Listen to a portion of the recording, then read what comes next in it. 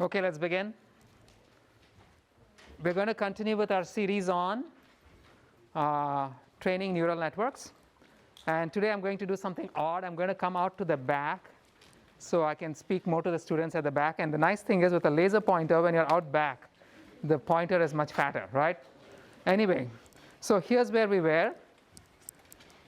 We started off saying we have some unknown function. So I'm going to represent it by a dotted line that we want to learn. So this is our function g of x, which is a function of the input x. And we don't know the entire function. All we know is the value of the function at a certain number of training instances. So at each of these instances, we have the value x, and we have the desired output of the network, what the network must, you would ideally like your network to produce. And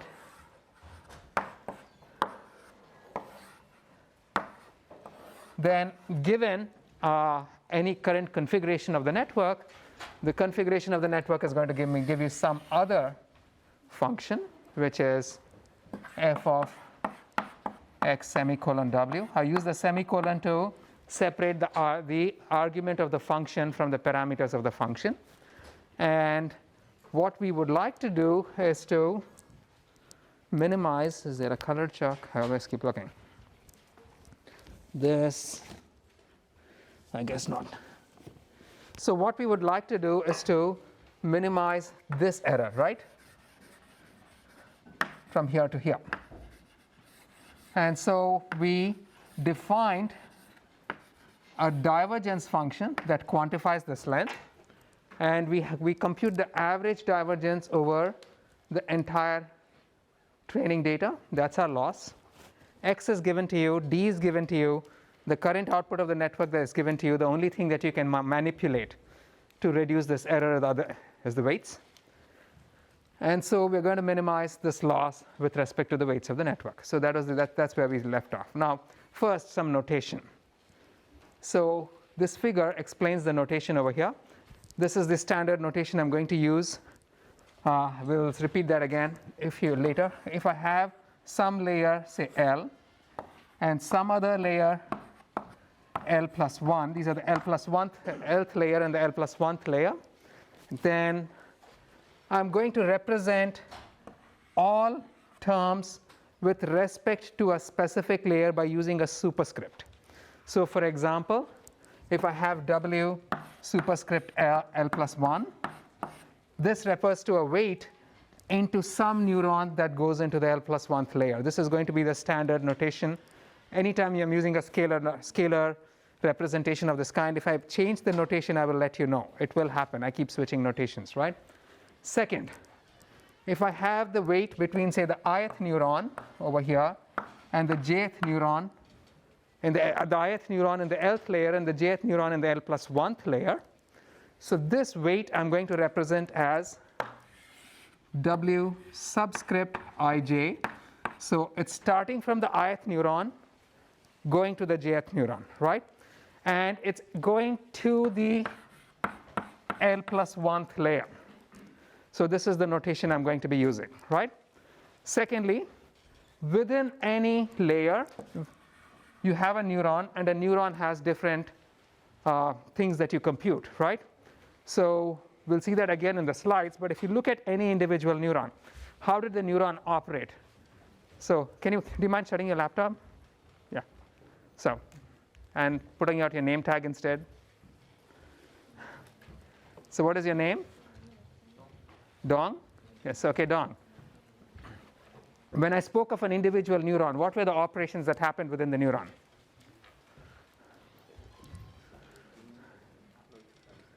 Anybody else want to tell me what were the operations within a neuron? Well, yeah. Ryan, you were saying? Summation.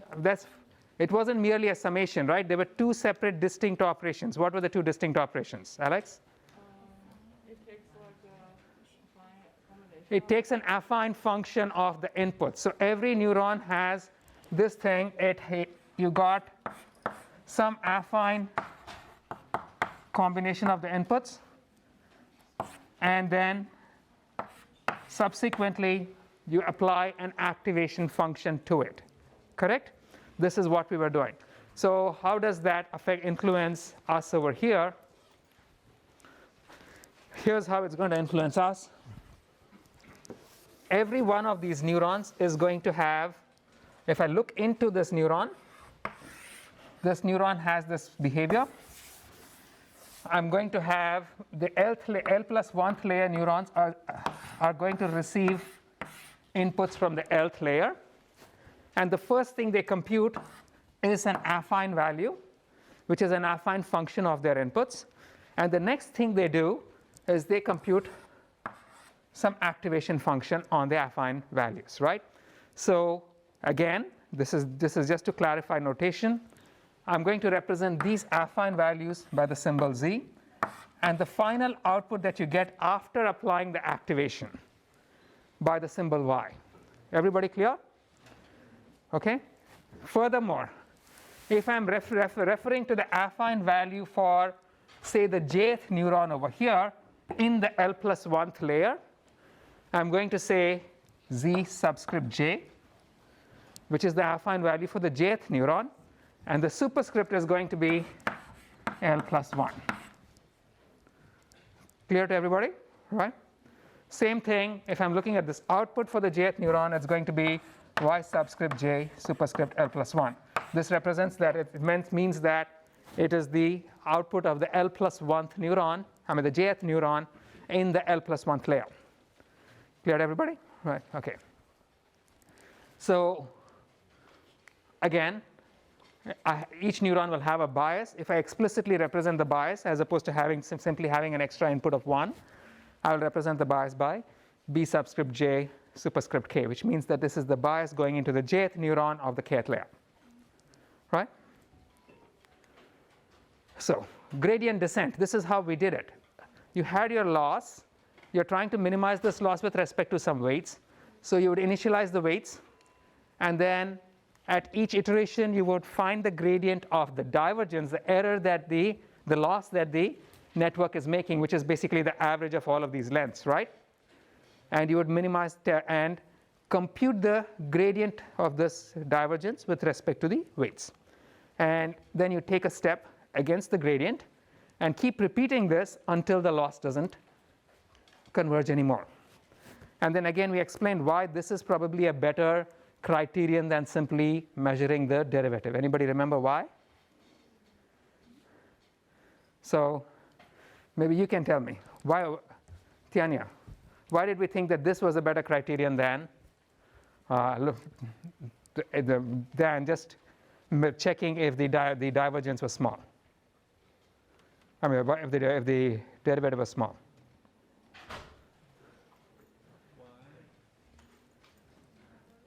So maybe you can tell me, do you remember?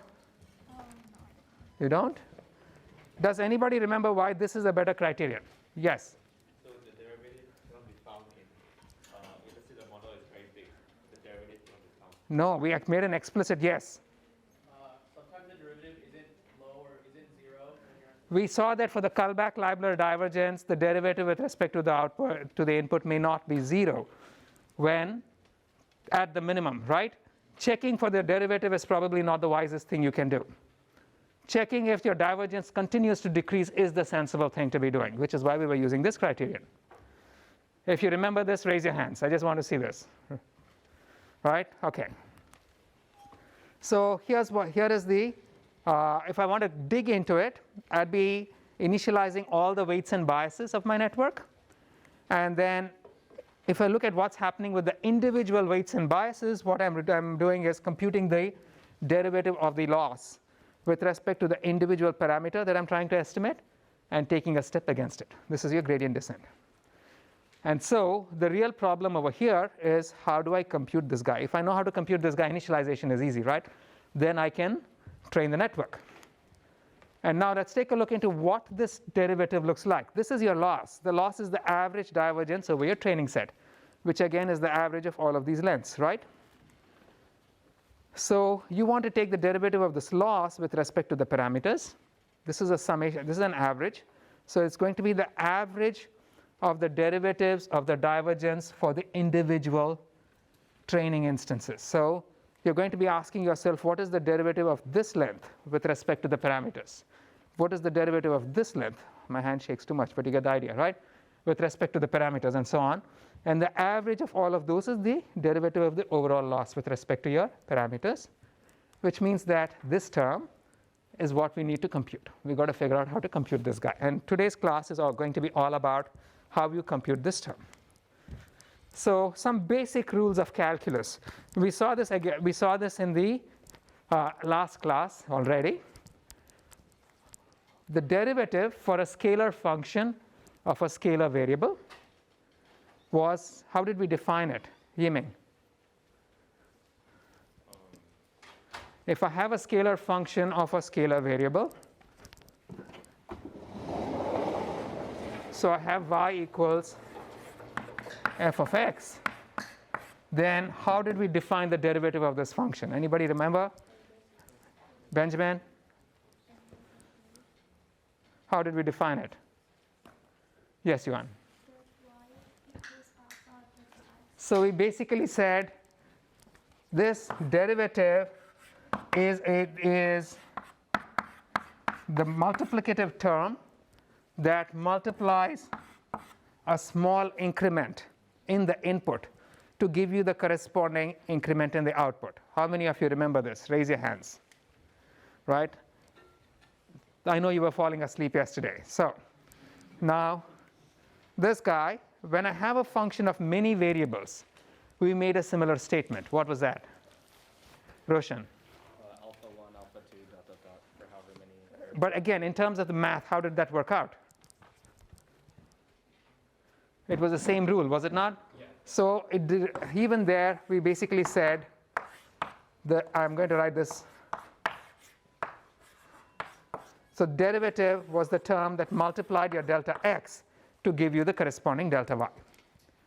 And so when you work it out, when you expand it out, delta x in this case is going to be a vector with many components. And so when you expand it out, you find that delta y is going to be the product sum over all the components of the product of the partial derivative with respect to the and the corresponding increment in x. Now this figure, I want you to remember this. We will keep coming back to this guy.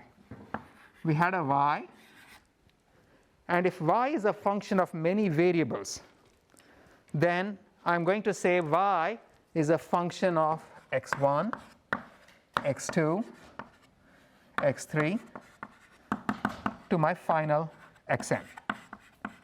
And all of these guys influence y, correct? And what was the weight we put on the edges, Jeffrey? When I was using this influence diagram in the last class, I put a weight on the edges when I wanted to explain derivatives. What was that? Anybody else remember Maxwell? The edge, yes, Bharat. It's the alphas. Is the alphas. It was a partial derivative, right? So actually, let me draw this big, because we will do this, we'll use this figure repeatedly. So I have a y. If I have an x1 and an x2 and an x3, then the edge was the partial of y with x1. This was the partial of y with x2, and so on, right? And so when you look at this guy, the rule you would get is delta y. Obviously, any delta y is going to be an effect of these influences, the delta x's. And so just looking at the graph, you can tell me that delta y is going to be delta x1 times the partial of y with respect to x1 plus delta x2 times the partial of y with respect to x2, and so on. Just the figure tells you this. So these influence diagrams, these dependence diagrams are really nice, okay? Now, the chain rule. How many of you are familiar with the chain rule? Okay. So I'm showing you how the chain rule can be derived from the basic definition of the derivative itself, right? So if I have a function y equals g of f of x, or maybe I've written it the other way over there, it doesn't really matter, right? Then I can write z equals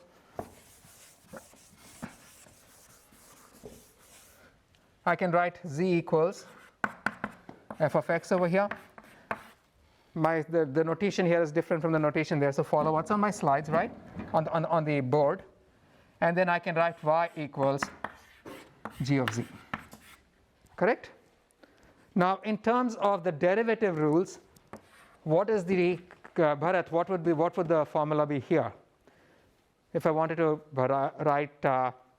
relate increments in x to increments in z? It would be like delta times. It's not delta times, it's delta z, right? Yeah. What is this going to be? That's going to be like alpha. So our alpha was the derivative, right? Yeah. The derivative times. F prime x delta x, correct? Yeah. And so, Liwei, what is the corresponding rule for y? For y, Huh. delta y equals the derivative times delta z. Okay, delta z, right? So now, if I combine these two, Iman back there, can you tell me what it's going to be? I want you to give me delta y in terms of delta x.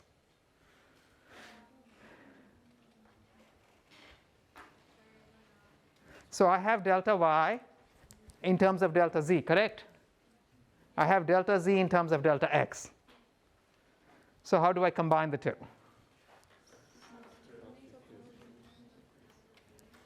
I can just substitute the delta z from the first equation into the second one, can I not?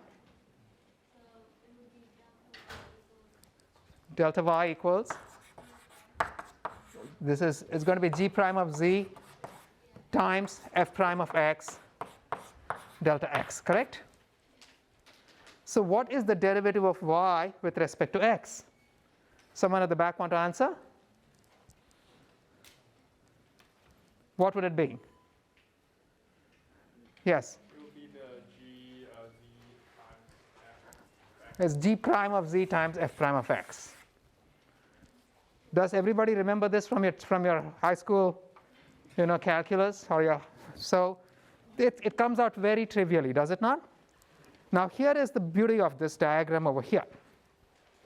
Let me go back to this diagram. Just what we are saying is y is a function of z, correct?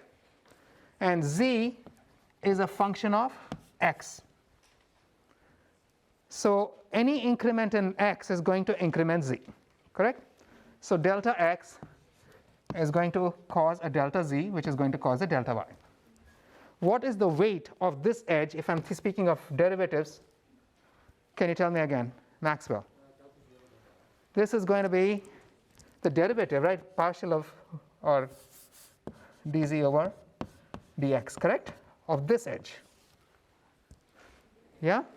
And so, Jeffrey, what would the weight of this edge be? This is going to be dy over dz. No, yes, correct? Everybody with me so far? So if I think of this as one direct connection from x to y, what is the weight of this edge? Saida, what would it be?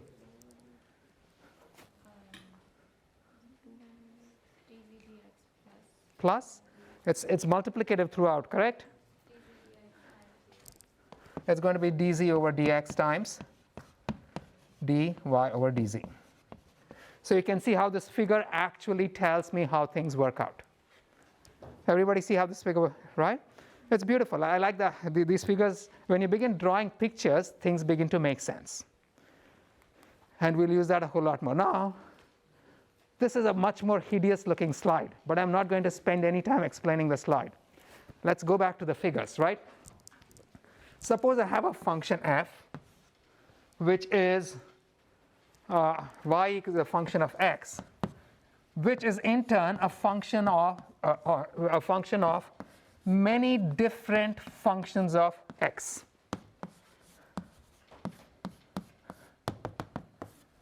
suppose I have something of this kind, right? Then let me ask Yukon, right? I'm going to say Zi equals Gi of x. So I can just replace the ith function by a variable Zi, right? So what would the influence diagram look like between x and z, x and y? Between x and y. So you have input 1x and this x max many z. Beautiful. Okay, so this is z1, z2, z3, right? Go ahead. And then they will all map to 1 y. All of these are going to map to 1y. Okay? What are the weights of these edges going to be, Yukon? On every edge from S to Z, okay, if you start with Z to Y, it's going to be partial Y, partial Z, I. Right, dzi. And what about this guy? It's a partial Z, partial X. Partial x. So what is the relationship going to be between delta x and delta y? Maybe you can tell me. Let me find out what the, you guys really need name tags, so I don't have to come up to you. So you over there, the one who's looking away, you, yes. So what's the relationship between delta x and delta y? It would be delta y over delta z into delta. Wait, what do you mean delta? Yeah, okay. That's going to be, there's no delta y over delta z, right? That's, what's that going to be? If I want to write that down, what's it? Can you repeat that, please? Yeah. It's d partial zi over dx, partial y over zi, right? But that's only one edge. So what is the total going to be? So I'm going to be summing over all of these guys, correct? Every single path from the starting to the end. So does this figure make sense to all of you, right? And you can see when you begin, yes, Oren? What if delta x, like a small change in the increment, leads to a large change in delta z in the intermediate step? Does everything still hold? It doesn't matter, right? It doesn't really matter. All you're saying is if your increment is tiny enough, these things are going to be tiny too in the limit. So everything still holds, right? The diagram is the point. I'm not going to explain all of this, but you can see how this relationship holds, right? Just from the diagram. We're going to use this all over the place, okay? Now, having figured out how we can represent derivatives and make sense of them, let's take a look at how we are going to compute these terms. So first there's a pole. Okay, the pole numbers are, this one is 327 and 328.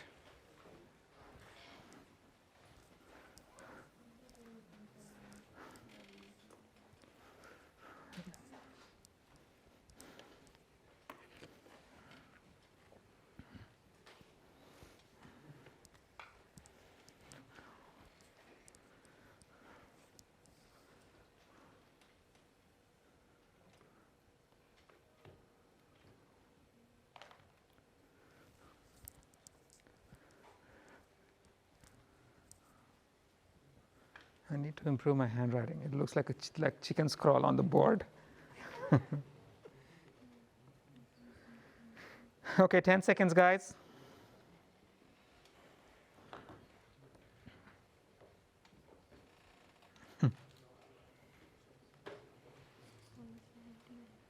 All right, we're moving on. So the answers are on the slide. Let's move on, right? So let's find out how we can compute this guy here, this derivative of the divergence with respect to the parameters for a single input. This is the divergence for a single input, because eventually what we wanted to compute was the derivative for just this one term, right? Because then over the entire loss, you're simply averaging this over all of the terms. So let's see how we do this. First, I'm going to use a little tiny figure to illustrate everything. So this is a simple network with two hidden layers, one output, and each hidden layer has only 2 neurons, just for illustration.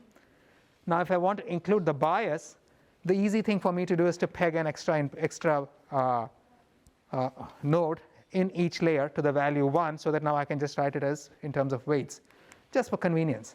Let's tag all of the variables using the notation that I just used. So you can see how every one of the weights is tagged, right? Anyway, making sense? You're peering at it. Can you see it? Okay. And furthermore, let me tag the rest of the variables as well. So these are the affine values. We have to explicitly tag every single variable. It's for you to really work out the math in a convenient manner. It doesn't help to think of the entire neuron as one complex operation. You want to break the operations down to the simplest parts. And so you want to say, although this whole thing is one neuron, I'm going to tag the intermediate variables. The first is the affine value that I got for each neuron, and then is the output of the activation itself, right? And then finally, for any individual instance x, if you pass the input through the instance through the network, you're going to get an output y. That is this guy over here, right? The one on the line. That is the current, what the current network gives you. And then there's a desired output, which is the one up here, right? And so this distance over here, with my shaky hand, that's the divergence. And for that individual training instance, you want to be able to compute how much does a small perturbation of, say, this weight change that divergence. And so this is what you really want to compute, right? So the way we will do it is, the first thing, when we want to compute the divergence, the divergence is basically a vector of partial derivatives. Partial derivatives are derivatives, right? So when you're computing partial derivatives, we know that if I have a function of this kind, the value of the derivative depends on where I am computing the derivative. So in order for me to be able to compute the derivative, I first need to determine where I am in the function in order to be able to compute the derivative. Otherwise, there's no notion of a derivative. It's always specific to a particular location, which means that, when I'm doing my chain rule backwards or through, I need to compute the derivative of, say, this activation function. To compute the derivative of this activation function, I need the z, because otherwise I wouldn't know where I am computing the derivative, right? Similarly, if I want to compute the derivative of this z with respect to, say, this y, I need the y. Otherwise, I wouldn't know where I'm computing the derivative. So the first step in the entire computation is to find out where you are in the loss landscape, which means you need to find out the values of all of the intermediate variables in the network. And so the first thing we will do is the so-called forward pass. The forward pass is where we compute all of the intermediate variables in the network. So this is the entire network.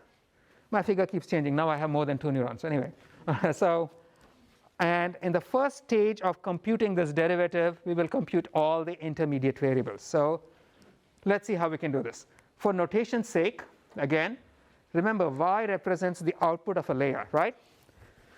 The input, I'm going to call it the 0th layer just for consistency. So I don't have to write an x. I can just call it y superscript 0. And so let's start off by trying to perform this forward computation. I have the bias terms sort of subsumed into weights for now. So what would you do? When I'm trying to go forward, initially all you have, assume that you currently have some current setting of the weights. Remember, this is an iterative algorithm, right? So you have some current setting of the weights that you're going to be updating. So all of the weights are given to you. And when you compute the intermediate variables, the only things that you have, so Shinchi, your name tag is upside down. Yes, thank you. So what you have initially is just the inputs and the weights. And the affine value at any particular neuron in the first layer is simply going to be a weighted sum of all of the inputs. I'm including this pegged 1 to account for the bias. Makes sense to everybody, right? I don't need to call out all of the individual variables in the equation. The equation just makes sense all on its own, and you could code it. I could use the same thing to compute all of the affine values for all of the neurons in the first layer, right? What would the next step be once I do this, Catherine? The activation function? So I'm going to be applying the activation function to all of these affine values, and I'm going to be computing the corresponding y's, right? What would the next step be, Aishwarya? You compute the affine functions for the next layer. So I would next go ahead and compute the affine functions for all of the affine values at the all of the neurons in the next layer. And then what would it be? I can comply. I'm not computing the affine. The next thing would be I would be applying the activation functions and computing these guys. And I can keep doing this, go on all the way till I get to the end. Now, typically, as we saw in the last class, when I get to the final layer, my final layer is not going to be a regular activation function. We gave it, this is the kind of activation function where if you change one in parameter, all of the outputs change. What did we call that kind of activation? You guys there? Yeah. Pardon me? No, but we gave it a name where, you know, it computes a collection of outputs given a collection of inputs, and without individually computing the outputs. What is that? Anybody else remember? I called it a vector activation, remember? So that's because it's working on a vector and producing a vector. And so the softmax is going to be a final vector activation. And so if I were to write the whole operation of going forwards down, this is what it would look like. You're going to start by setting your 0th layer as your input, and then you're sort of looping through all of the layers. Within each layer, you're sort of scanning down through all of the neurons. And then for each neuron, you're going to first compute the affine value, and then subsequently compute the output of the activation itself for the affine value. So far so good. Questions, anybody? Any questions anywhere? No? Okay. So I have pseudocode for this. This is just, it's nice to have pseudocode because you can refer to it. Some people just understand code better than figures. So here's what we're doing. You initialize the input, assuming all the weights and biases are given to you, okay? And then for each layer, you go through all of the neurons. First compute the affine values at all of the neurons for the layer, and then put the affine values through an activation function to compute the output. And the output of the final layer is just the output of your network, right? So far so good. Now we've computed all of the intermediate values in the network. We are going to use these to compute the derivatives. And remember that when I'm computing, say, a derivative of this kind, there are different ways of doing it. I can go up. Eventually, what I want to compute is terms of this kind, something that uses the chain rule. But where is the actual divergence computed? Is the divergence computed at the input or at the output? The output, right? So where would I know if any change in any value affects the output? Do I need to inspect the input or the output? The output, right? So which means that if I want to compute derivatives, where would I have to begin? The output. I need to see how much the function is changing. Then work my way backwards to say how much does a small change in this variable change that output. What is our output over here? What are we really computing? We are computing a divergence, correct? Is the divergence a scalar or a vector? It's a scalar. It may be a huge multidimensional function that you're computing, but eventually you're taking this very complicated thing and zapping it down to one tiny number that quantifies how wrong it is. Now you can see that this is a problem. If I have a 1,000-dimensional function producing a 100-dimensional output, and I'm zapping all of these errors down of a 100-dimensional function in a 1,000-dimensional space into one number, how informative do you think that one number is going to be? Not very much, right? And that's what you're going to be using to train the network. That's the entire problem with building neural networks. You have this one tiny, very weak and wimpy looking number, which is not as weak and wimpy as it looks. It can, you use it to train the entire network. But then here's how you're going to do it. You're going to work your way backwards. The first thing you will do is determine how much a small perturbation of the output of the network will change the divergence.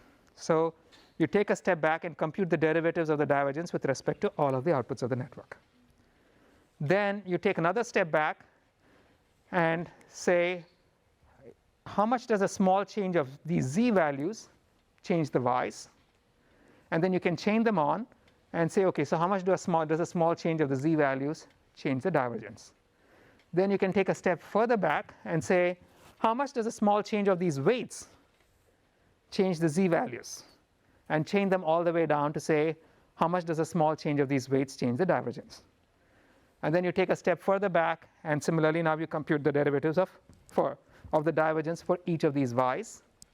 And then keep working your way backwards, and then you can compute the derivatives for these guys. I'm going to keep these arrows over here. These are the parameters that you're actually trying to learn, right? And then you can compute the derivatives for these weights, then work your way backwards, compute the derivatives for these y's, for these z's, keep going all the way back. And as you keep going backwards through the network, so you in the forward pass, you computed all of your variables. You computed the error, and then you can work your way backwards through the network, asking yourself, how much does a small change of this term change the error? That is your derivative, right? And that is what you're going to use in your gradient descent. You find that a small positive increase of this parameter increases the error, then you have to decrease the parameter. If you find that a small positive increase of this parameter decreases the error, then you have to increase the parameter. So you need this. That's why you need all of these derivatives, right? And you keep working your way backwards through the entire network. So was that a question? No. All right. So far so good. Let's actually see the math. And the math looks a lot more hideous than it actually is. It's really trivial, but we'll sort of spend a little time working on the math, right? Let's start with this. You get a general concept why we have to work our way backwards.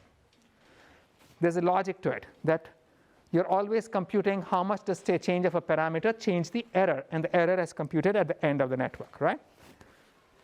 Now, the first thing we do, we have assumed that the divergence function is, what was the assumption we made, Roshan? Continuous and differentiable, right? So if the divergence function is differentiable, it means that I can compute the derivative of the divergence with respect to the outputs of the network. So the very first step, we're not specifying what divergence function it is as a hard and fast rule. You could use different divergence functions. But as a very first step, you're going to compute the derivative of the divergence with respect to the outputs of the network. And this we'll assume is given at this point, right? Then we're going to take a step. So we're going to use this chain rule that we just encountered. If I have L equals f of y, where y equals g of z, and you can see why that applies over here. Divergence is some function of y, which is a function of z, right? And so if I want to find derivative of the divergence with respect to z, the chain rule says that I have to multiply the derivative of the divergence with respect to y by the derivative of y with respect to z, right? So if I just use this, I can work my way backwards and compute the derivatives of this divergence with respect to all of these z values, right? So the derivative of the divergence with respect to each of these z's is going to be the derivative of this divergence with respect to these y's times, I'm writing this in the same order going backwards, okay?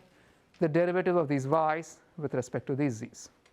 And what is the derivative of y with respect to z? That's just this guy is already given.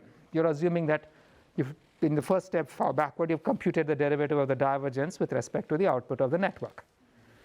This second term is simply the derivative of this activation function at the final layer, and that derivative is being computed at a specific location, and this location was computed in the forward pass, right?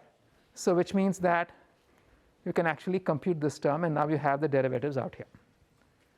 Any questions? So this is the easy bit. And if we can understand how the derivatives work out at this layer, then we are good. The rest of it begins to make sense. So now that I've got the derivatives of the divergence with respect to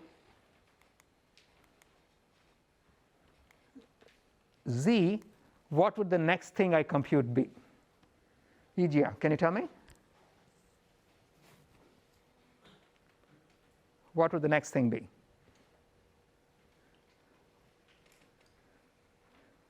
Or maybe Jessica, maybe you can tell me. So we just computed the derivative of the output layer. Uh-huh. So then we want to do the weights going. We're going to be taking a step backwards, right? Yeah. We're always taking a step backwards. What would the next step backwards be? That would be right at these arrows. Correct? If I'm working my way backward, what do you encounter next? All of those connections. So what goes on the connections? The weights.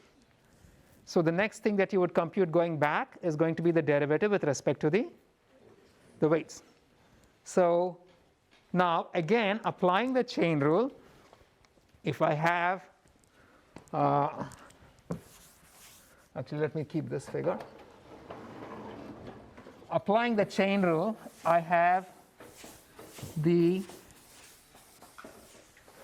derivative with respect to a weight, right? So now, suppose I have wij of the nth layer, right? Which variable does this derivative influence? What are the variables this derivative influences? Yes? It's just going to be the zj, right? Just zj. And so this is just going to influence zj of n, and which is going to influence the divergence through y, right? So when I use the chain rule, I'm going to say the derivative of the divergence with respect to ij, I'll skip the superscript for now, is going to be the derivative of the divergence with respect to zj times the derivative of zj with respect to wij, correct? Now, what was the relationship between zj and wij? The derivative, so we need to compute this guy because this term has already been computed going backwards, right? And we know that zj equals w1j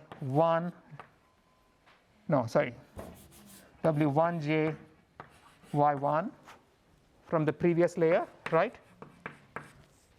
Plus w2j y2 of n minus 1 plus wij of y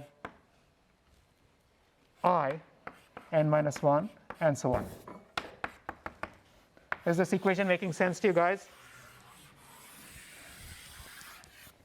Is this equation making sense to all of you? Okay. So what is the derivative of zj with respect to say wij? So the derivative of zj with respect to wij is simply going to be yi. And what is the derivative of zj with respect to yi? That's just going to be wij, right? We just need to keep track of these two guys. And the rest is simple. So here's what happens next. I want the derivative of the divergence. Oh, come on.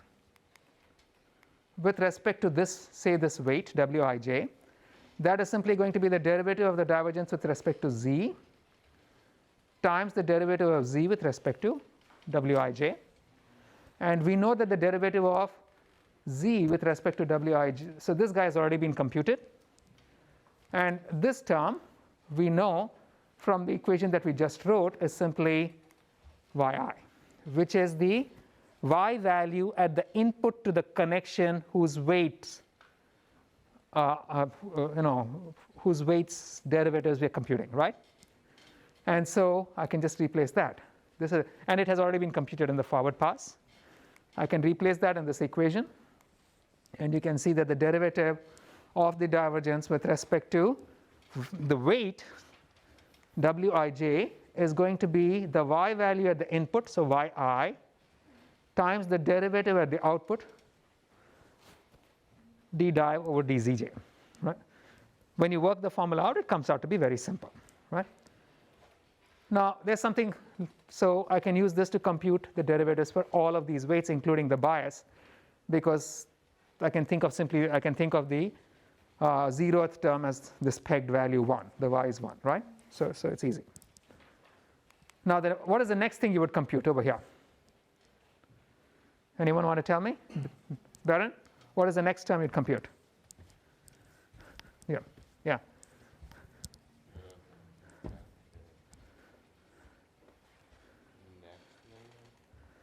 What are we doing? Are we going back? We're going backwards. What is the next set of variables?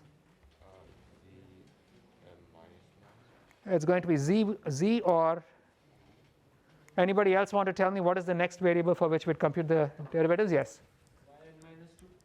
The n minus 1. You still don't yet have the derivative for yn minus 1, right? So those are the guys you're going to compute derivatives for. Now observe something crazy over here.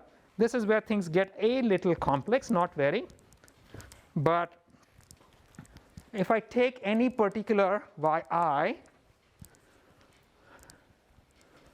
how many z's does this influence? For any particular yi, how many z's does it influence in the next layer? All of them, right? So this yi is going to influence all of the z's. And do all of the z's finally have an effect on the divergence? Right, so all of them have an influence on the divergence. So what is the derivative of the divergence with respect to yi, Kunal? It's going to be the summation over all of these i's, all of the z's in the next layer of the derivative of the divergence with respect to zi times the derivative of zi with respect to, actually this has to be j, right? Zj yi.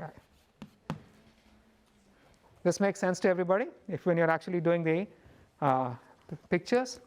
So if I consider, so this is the relationship you're going to be using, right?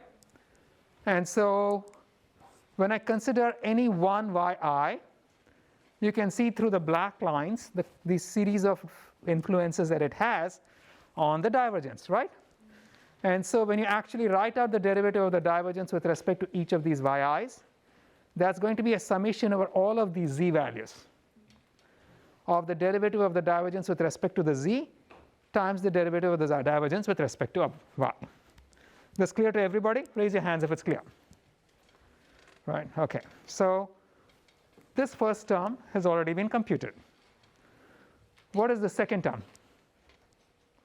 What is the derivative of j with respect to yi?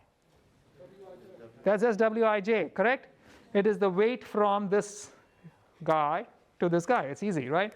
That's written right here in case I have very helpfully give you hints on the slides. And so when I actually work this derivative out, it's very beautiful. It's just a weighted sum of the derivatives at the outputs to the at the outputs to the network, right? To the neuron. So if this neuron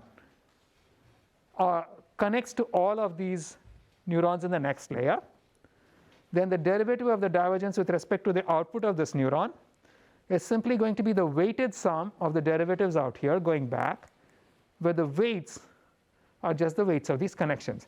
Now does this look somewhat like the forward pass? Right, this is basically exactly the forward pass in reverse, right? In the forward pass, what were we computing going forward? We were computing the weighted sum of the y's to compute the z's, right? Going backwards, you're computing the weighted sum of the derivatives of the z's to get the derivatives for the y's. So simple. So when the whole thing gets worked out, it looks very simple. You can compute the derivatives for all of these y's. And then Samruddhi, what is the next variable for which you compute the derivatives? With like yn minus 1 with respect to zn minus So here's what you would get. The next thing you would do is compute the derivatives for all of these z's, which is simply going to be the derivative with respect to y times the derivative of y with respect to z. And then you can use those to compute the derivatives for these weights going back, and then for these y's, and then for these z's, and work all your way back to the beginning, right? Everybody clear? Yes? Won't the vector shapes change? We are not speaking of vectors, we are giving you scalars over here, right? We haven't yet gotten to vectors. No, for the weights and for the alphas. These are all scalar values. Where's the vector over here? When you said that it is a sum, so when one yi influences all the next. We are still speaking of individual variables. So we have not even gotten into a vector way of representing things. Okay, we'll get to that. 9:25, I have half an hour. So we will have enough time to get through all of that, right? So now here's the thing. Can I also compute the derivative with respect to the inputs? Can I continue this back and compute the derivative with respect to the inputs? I can, right? It's very trivial. The input is y0. The derivative for y0 is going to be no different from the derivative for y1. The same equations can also tell you how much a small change in the input can change the divergence. And there are situations where knowing this information is going to be very useful. So we will actually use it, okay? But then the overall the overall algorithm to compute the derivatives going backwards, it's very trivial. It's just this guy.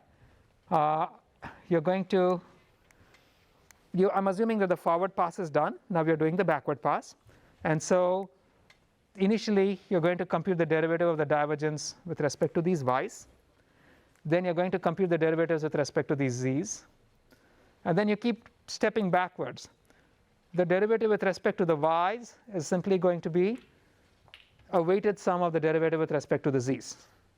Then the derivatives with respect to the previous z's is simply going to be the derivatives with respect to the y's multiplied by the derivatives of the activation functions themselves. And then finally, hanging off the side is the derivative with respect to the weights, which is simply going to be, the derivative for any weight is going to be the derivative with respect to the z times the input y. So this is a straightforward, it's easy to remember. It's not particularly complicated. I have pseudocode for this. Now the very pretty thing is that if you write the equations, I won't spend time on the pseudocode, but if you write the equations using a simplified notation, you'll find that, yes? What does it assume that the bias nodes are 1? Can it not change? So I'm assuming that the bias, I'm assuming that these values are 1, so the bias is on this is the weight of this edge, right? So that's just for convenience. But then if you look at these equations, you'll observe that this looks a whole lot like the forward pass, going backwards. I'm using a dot notation to represent the derivative of the divergence with respect to any variable. And then you can see immediately what happens over here, that the derivative with respect to that the y dot is a weighted sum of z dots. Z dot is the derivative of the divergence with respect to z. And then subsequently z dot is y dot times the derivative of an activation, right? So this looks exactly like your forward pass. In fact, you can use the same code that you use for your forward pass and pass all the variables back in reverse, replace the activation function by the derivative of the activation function, and times, and instead of directly applying things, it becomes a multiplication. But then essentially the same code that works forward can also work backwards, so long as you keep track of the fact that you're computing a different set of variables, right? So far so good. This is 329.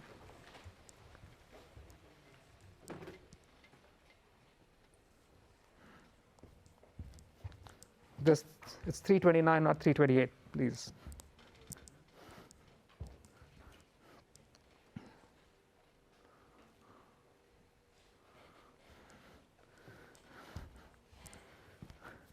And if I've confused you guys, let me know, right?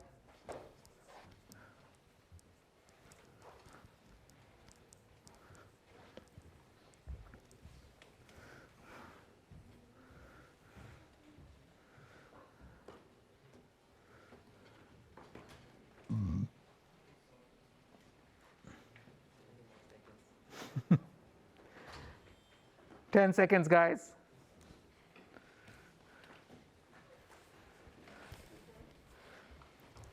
I'll cheat, I only gave you 5. Let me move on, right? So it was an easy question, and the answer is here. Now, we've made some assumptions in everything that we've looked at so far, but there are some special cases. Let's take a look at the special cases. We've assumed that, when I just wrote things out and I say use the chain rule, I'll assume that the computation of the output of one neuron doesn't directly affect the computation of the other neurons in the same layer. But that's why I could write something of this kind, right? I could write something of this kind, where you're considering each activation individually. That need not hold true. Vector activations, this is not going to be true, right? Similarly, we've assumed that the inputs to the neurons are an affine function of the outputs of the previous layer. That need not be true. You can have other kinds of functions. And we've assumed that the activations are continuous and differentiable. The activations may not be differentiable. All of these assumptions can be violated. And so let's take a quick look at what happens when the assumptions are violated. First, when you have vector activations. If I have vector activations like a softmax, then in your regular activation functions, if I change this z, only this y changes. Nothing else changes, right? If I have a softmax, if I change the z, what happens? All of the outputs change, right? So in this case, I had to change my math a little bit. Over here, for this guy, I can say that the derivative of y with respect to z just has to consider this one activation. But in the second case, there's a different way of writing the entire operation. I want to say there's a function f which operates on a vector of inputs and produces a vector of outputs, right? That's a cleaner way of thinking about it. It operates on the entire set of inputs and produces the entire set of outputs. So when I begin drawing the influence pictures that we've been drawing so far, in your standard activation, here's what happened. Each z only influenced the corresponding y, and the y's together, and that y in turn influenced the divergence, right? In the vector activation, each z influences all of the y's, and all of the y's in turn influence the divergence. So in the scalar case, if I want the derivative of the divergence with respect to the z, I can just use the simple chain rule. D div over dz equals d div over dy, the partial of divergence with y times the derivative of y with respect to z. Simple, right? But in the vector case, things are different. Each z influences every y, right? And every one of these y's influences the divergence. So if I want, so then going back to this figure over here, if I want the derivative of the divergence with respect to any particular z, I had to sum over all of the y's of the derivative of the divergence with respect to the y times the derivative of y with respect to z. So in the vector activation case, you actually need the summation, right? And so let's consider the special case of a softmax. In the special case of a softmax, each y is obtained by exponentiating the corresponding z and then normalizing the entire set so that they sum to 1. Now what will happen if I increase the z a little bit? Will this y increase? Right? But what about the remaining y's? They will decrease. So what do I expect the sign of the derivative of z with respect to y with respect to z be? Is it going to be positive or is it going to be negative? So can anybody tell me? Ben, you. So for any particular y, what is the sign of the derivative with respect to the corresponding z? Is it going to be positive or negative? Negative? Positive. Why? Right? See, he's playing me. He's probing me with the wrong answer. And very cunning, right? Anyway, so why is it going to be positive? Yeah. So basically, you're same zk, as if that zk increases, the corresponding yk will increase. Exactly. So that derivative is going to be positive. What about the remaining guys? Alternatively, all the other ones are going to be negative. So you kind of have a nice corresponding. Because if I increase any z, the corresponding derivative y increases, all the other y's decrease. So if you actually write out the formula, so here's the formula for the derivative of the divergence with respect to any z, right? Again, this is just the formula I had before.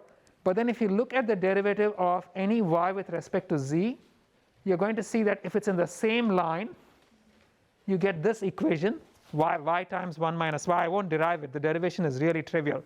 All of you can do your calculus. I don't want to spend time on it, right? But then the sign of it begins to make sense. The y's are positive and lie between 0 and 1, correct? And so you can see that this guy is always positive. And whereas if you want the derivative of any other y with respect to a z, once again both y's are positive, and so minus of the product is going to be negative, right? And so what you get is that the through derivative at any point is positive, and the cross derivatives are always negative. Is that making sense to everybody? Right? The formula you can derive, but the intuition has to be clear. So this is what you get. Questions, anyone? Right? Yeah. Pardon me? It turns out that if you work out the arithmetic, it's going to be. Do you really want me to do math on this floor? Thank you. I'm happy to do it, but how many of you will fall asleep the first time I write an equation? Raise your hands. Nobody wants to raise their hands. They all love equations. Okay. But I don't. I'll fall asleep. Okay. So the derivative over here is going to be proportional to this guy. Now why? So you can get an intuition for it. You either want it's going to be, you either want y to be 1 or you want it to be 0, correct? So we are being agnostic to it, but it's always got to increase. So you want it to be proportional to y. You also want it to be proportional to 1 minus y. It's agnostic to both, correct? So what would the obvious answer be? Y times 1 minus y, correct? If I've got something across, then I want to say that you want it to be inversely proportional to the one that's in the wrong direction, and you want it to be, or you want it to be negatively proportional to the one that's in the wrong position, and you want it to be positively proportional to the one that's in the correct position. It's just plain intuition. You can think through this. You don't even need to work out the mathematics, right? And so that's why this is going to be minus of yj times yi. You want yi to go up, you want yj to go down. Make sense to everybody? Right? And this is agnostic to the true values of y, what you want them to be. That is the correct thing, right? Because the derivative of the function itself is not with respect to any truth. It's just the function. And so I can actually write that down in a nice closed form formula, but again, this is the Kronecker delta ij equals 1 when I equals j and 0 otherwise. But skip the math. It's on the slides for reference. And so here is the pseudocode. For the output layer alone, you're going to be a little more careful in writing out the derivatives, where you actually make sure that you're summing over all of the possible outputs. But for the rest of them, the same pseudocode as before holds. So we've looked at vector activations. There's more. Please look up the slides. They'll appear in the quiz. Now, here's the second one. Non-differentiable activations. We said activations must be differentiable and continuous. Is a ReLU differentiable everywhere? No. Suppose I say that the output of an activation is the maximum of the input values. Is that differentiable? Also no, correct? So here are non-differentiable activation functions. And so what can we do in the case of a non-differentiable activation function at the position where it is not differentiable? You want it to be continuous, but it doesn't have to be differentiable, right? So if that is the case, let's take a look at a ReLU. A ReLU is going to be this kind of function, right? And what is the derivative of the ReLU? If I wanted to plot the derivative of the ReLU, What is it going to be? Anyone want to tell me? Changsu? Yeah. So it's going to be 0 over here, and then here is going to be 1, right? What is the derivative right here? Who knows? But then when you don't actually have a clear answer, it's convenient to think of things in a slightly different way. What is the derivative of a continuous and smooth function? The derivative of the continuous and smooth function is the slope of a line that just touches the function at that point, right? That's unique if it's continuous and differentiable. Is it unique over here? How many different lines can I draw which just touch it at that point without crossing it? I can draw a great many one of these guys, right? All of these guys. Answer that. So the slope of any of these guys is what is called a subgradient at that point, or a subderivative, right? And so instead of just although we don't have a unique number, we can use the slope of any of these lines, call it a subderivative, and we can use that in your equation. So it will turn out that it's going to be any value between 0 and 1. Typically we will use 1 because you want the function to change fast. Make sense to everybody? Right, so this is 1. The second thing is max. Now suppose for max, the max has the same properties, but then there's a different way of thinking about it which is more convenient, which is, let's say I have x1 equals 1, x2 equals 2, right? And then I'm saying max of x1, x2. What is the derivative of y with respect to x1? Can anybody tell me? Roshan? Not sure. Will a small change of x1 change y? No. So what is the derivative of y with respect to x1? 0. Will a small change of x2 change y? By how much? The same value. So what is the derivative of y with respect to x2? 1. So in general, what would the derivative of a max be with respect to its inputs? 1 with respect to which input? It's going to be 1 with respect to the largest input and 0 with respect to everything else. Is that making sense to everybody? Right? The intuitions are clear. There's no point in actually struggling through the math. You can think through these things. And so I can actually use the derivative of the max as this guy. It's 1 for the largest value and 0 for everything else. Okay? There's a poll. I'm running out of time, but I'm going to rush through things. Only 45 seconds for this poll.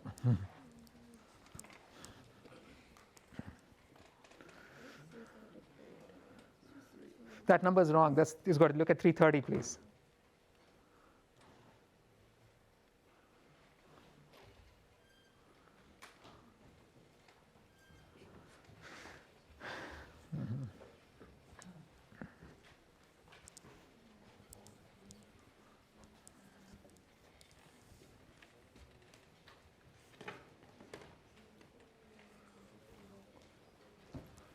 Okay, 2 seconds, guys.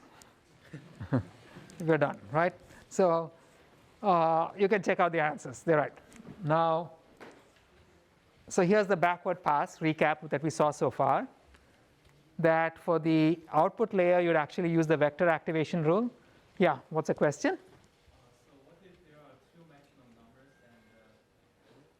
and What you give me the answer. If there are 2 maximum numbers, will changing any one of them change the output?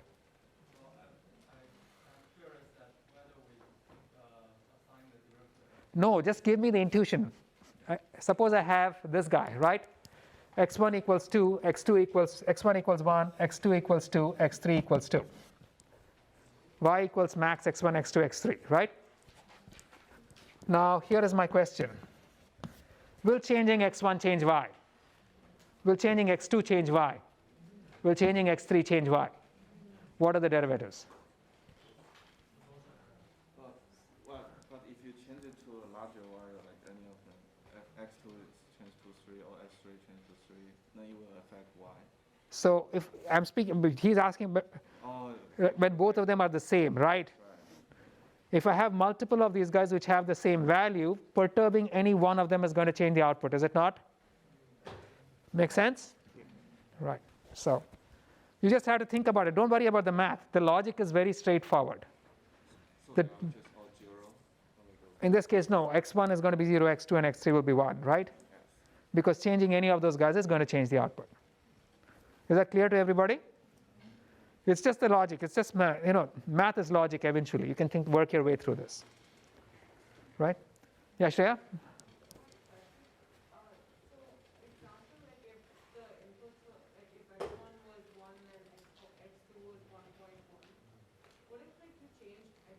You're speaking of a very incremental, very tiny change, perturbation, not large perturbations. Right, so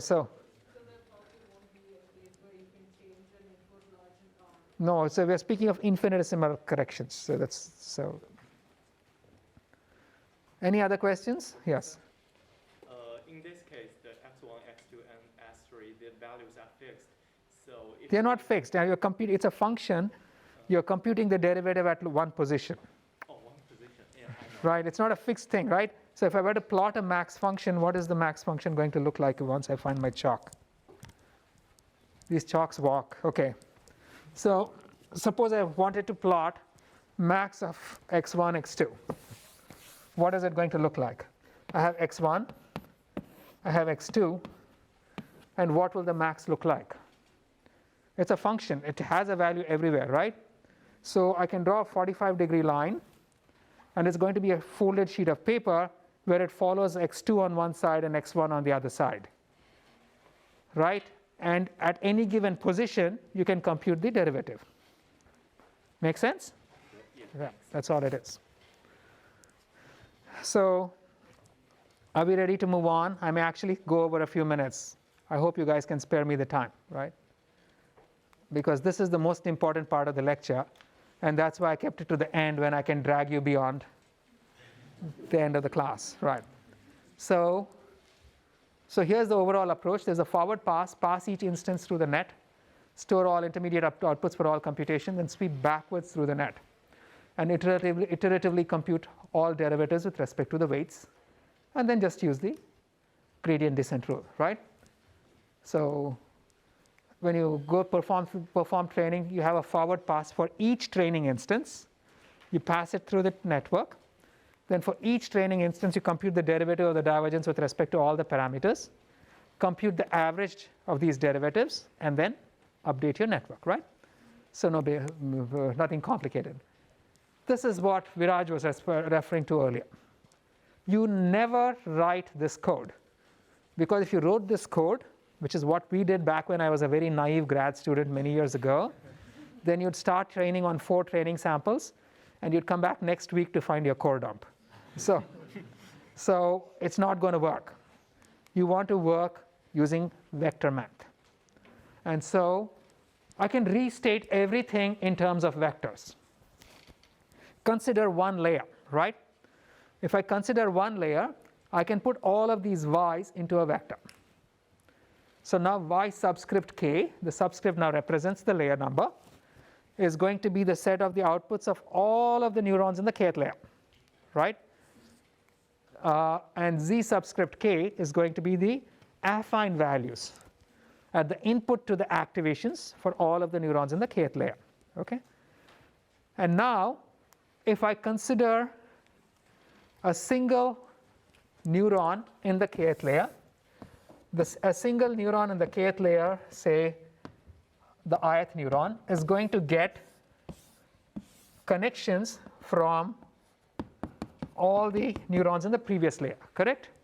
So I'm going to set all of these weights coming into the first neuron as the ith row of a matrix, okay?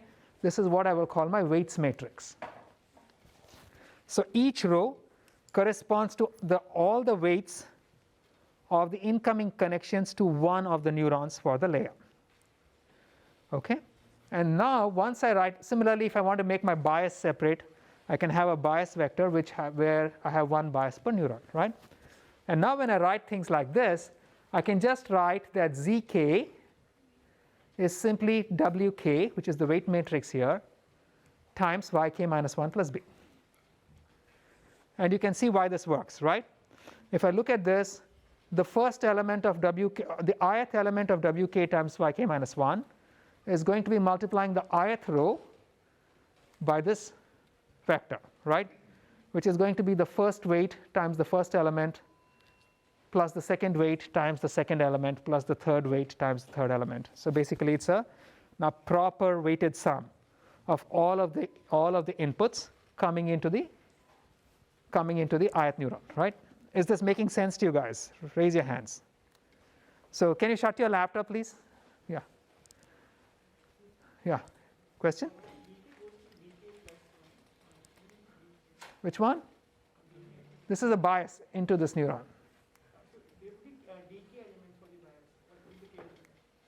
It's going to be, yeah, you're correct. That's an error. So somebody post a note on Piazza, I'll fix it. Okay? So once I write this, so also now everything is a vector activation, right? And the vector activation is going to be this guy is going to be a vector activation applied to the z values over here. And so you get one, the output of the kth layer is simply going to be a vector activation applied to the input to the kth layer. Okay? Everybody clear? And so when I want to perform the forward pass, this is very trivial. I set the 0th layer vector is to be my input. My first affine value is simply going to be w, the product of the weights matrix for the first layer times the input plus the corresponding bias. The output is simply going to be the activation of the first layer applied to this affine value, right? Then the affine value at the next layer is simply going to be the product of this weights matrix, W2, applied to the output vector of the first layer plus the corresponding bias. And then the output of that, the second layer, is simply the second layer activations applied to the affine vector at the second layer. And I can work my way back forward all the way to the end of the network. It's very simple. So when I begin writing things in vector format, that ugly equation that I had earlier reduces to something really simple. I initialize my input to be by the 0th layer to be my input. And then for each layer, I compute the affine function, which is simply the weights matrix for the layer times the output of the previous layer plus the bias for that layer. And then subsequently apply the activation for the layer to the affine vector. And the output of the final layer is the output of my network. Right? Shut it. Don't be looking at the phone in the class. Can you keep it upside down over here, please? Thank you. Right? Sorry. Well, you get the idea. Right. Okay. Even if it's the last minute of class, you're not supposed to look at the phone. Okay. This is the 7th minute. I'm going to run over. Okay. I warned you. Now, this is easy. This is the forward pass. Very trivial. Nothing fancy. Now, I'm going to spend 4 minutes of time, meaning I'm going to run over by 2 minutes, explaining calculus, and then we'll wrap up the class in 2 more minutes after that. Okay? Here is the vector. Remember, if I have a scalar function of a vector argument, what was the derivative of the scalar with respect to the vector? This is what Viraj was mentioning too. If I have some simple rules. If I have a scalar which is y and it is some function of a vector z1, zn, which is a column vector, then what was the derivative of the shape of the derivative of the scalar with respect to the argument? Was it a column vector? What is it? Everybody say row vector aloud, please. Thank you, right? You'll remember this, right? So this is going to be a row vector of partials, right? This is very clear. Now, this one is easy. Suppose I have and of course we call the transpose of this guy a gradient, remember? Now, suppose I give you many such functions. So I have y1 equals f1 of z. y2 equals f2 of z, and so on. Would the derivative of each of these guys, each z is always a column vector, right? What is the shape of the derivative of each of these guys? Row vector, right? If I stack the y's one on top of the other, what will the resulting derivatives look like? It's going to be a stack of row vectors, correct? What is that? A matrix. And so if I have a vector function of this kind, right, you will find that this rule still holds. Delta y equals the derivative of y with respect to z times delta z. But then the way to think about it is that this is a vertical stack of y values, and the derivative for each of these y's is a row vector, and so the derivative is a stack of row vectors. So the ijth element is the partial derivative of the ith y with respect to the jth z. This is what we will call the Jacobian, right? Again, this is a function of the position at which you compute it, so I changed my notation a bit. I'm calling it j subscript y of z, okay? So again, this property you can check will hold, right? Now, if I have scalar activations, it just means that each y is just a function of the corresponding z, right? So this Jacobian matrix is simply going to be a square matrix, which is a diagonal. If I have a vector activation, then each y is going to be dependent on every z. So the Jacobian matrix is not going to be, it's going to be a full matrix. That's about it, right? Now, so special cases, we'll look at two special cases before we can just march backwards. Suppose I have z equals wy plus b. What is the derivative of z with respect to b? Can anybody tell me, Jesse?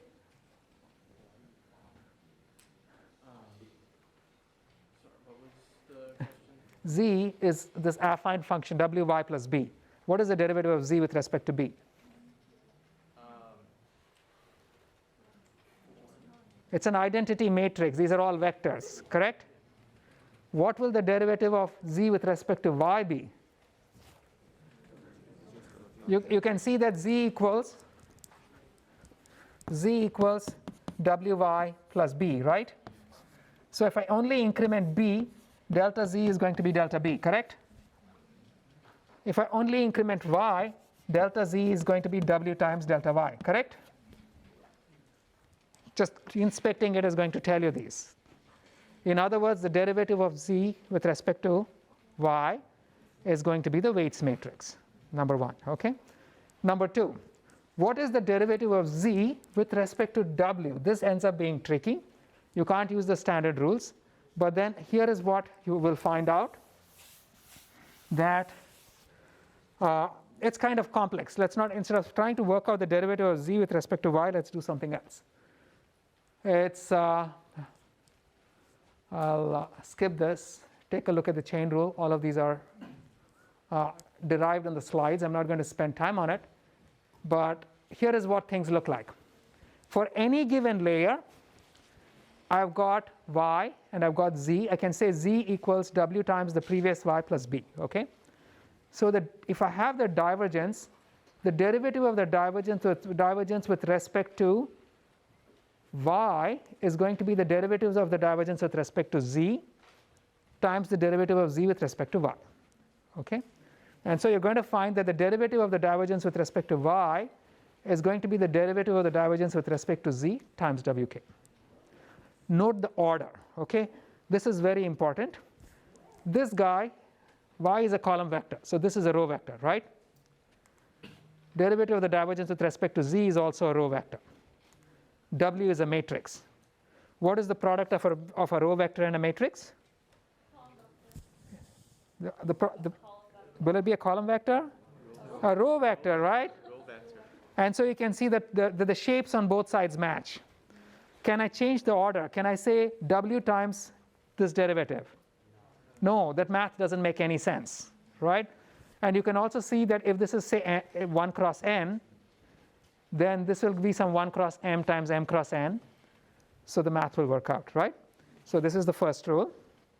The second rule is, if I want the derivative of the divergence with respect to w, you find this crazy rule that the derivative of the divergence with respect to this w is going to be y times the derivative of the divergence with respect to z. Okay, now the derivative of the divergence with respect to w, what will its shape be? It's going to be the transpose of w, right?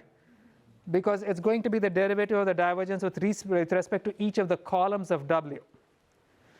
And each of them ends up being a row vector, right? So the derivative of the divergence with respect to w is going to be a matrix which is the same shape as the transpose of w. And you will find that y is a column vector. The derivative of the divergence with respect to z is a row vector. The product of the two is going to be a matrix of the correct shape. Always double check, right? So go back and look at the slides because I'm out of time. In fact, I'm even going over the time I said I would take. But then this sort of gives us the, skip the poll, where you would compute your derivatives. You can initially compute the derivative with respect to this guy. Take a step back, and now here, watch what happens. First you have the derivative with respect to y. Then you post multiply it by the Jacobian for the activation function here. Then you take a step back, and you have the derivative with respect to the z's. You can get the derivative with respect to y by post multiplying the derivative with respect to z's by this weights matrix, right? And then somewhere along the way you get the derivative with respect to the weights matrix, which is going to be the y over here times the derivative of the divergence with respect to these z's, as we just saw. Then you can take a step back and you get the derivative of the divergence with respect to these guys by post multiplying the derivative of the divergence with respect to the y's by the Jacobian here, and keep working your way backwards all the way to the beginning. Okay, I'll stop right here. Please take a look at the slides.